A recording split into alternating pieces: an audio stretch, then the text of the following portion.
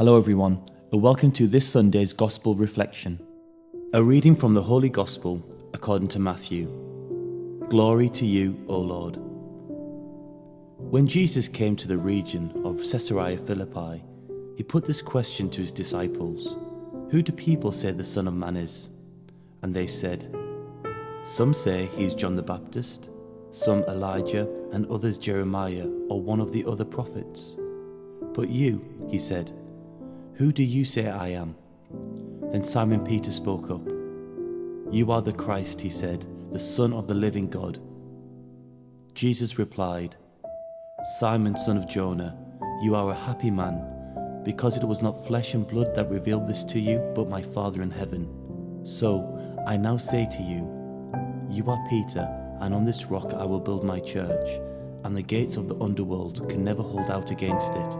I will give you the keys of the kingdom of heaven. Whatever you bind on earth shall be considered bound in heaven. Whatever you loose on earth shall be considered loosed in heaven.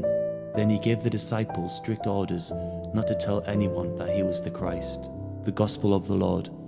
Praise to you, Lord Jesus Christ. In the region of Caesarea Philippi, a pivotal moment unfolded between Jesus and his disciples. Imagine the scene: a group of young individuals, not much older than you, walking alongside Jesus, learning from his teachings and witnessing his miracles.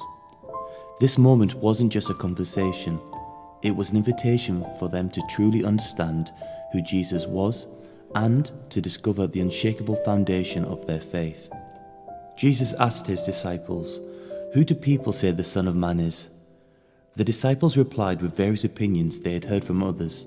Some thought he was John the Baptist, some Elijah, and others believed he was to be Jeremiah or another prophet.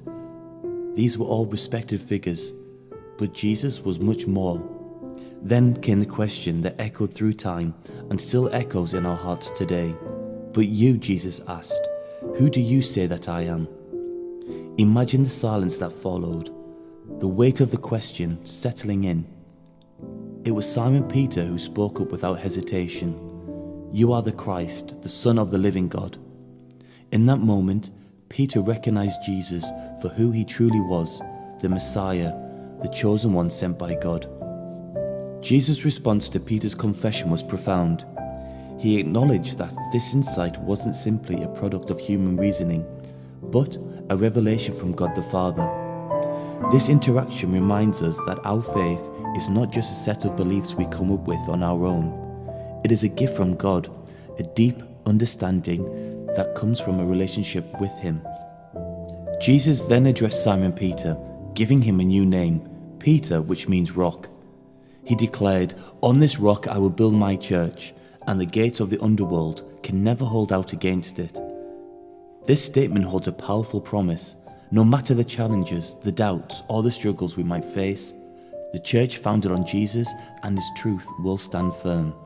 As young people, you might sometimes feel like your voices aren't heard or your beliefs are not taken seriously.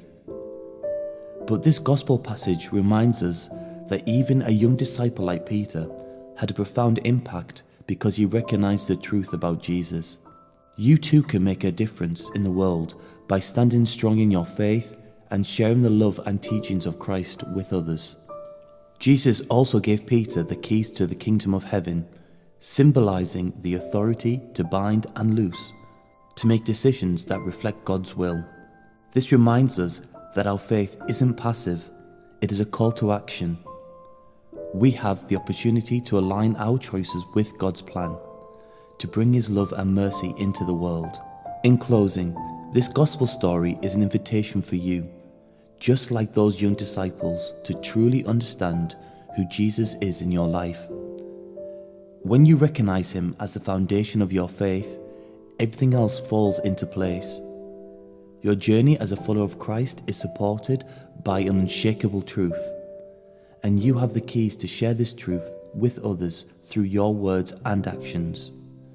Remember, even when challenges arise, the church, founded on Christ, will always prevail.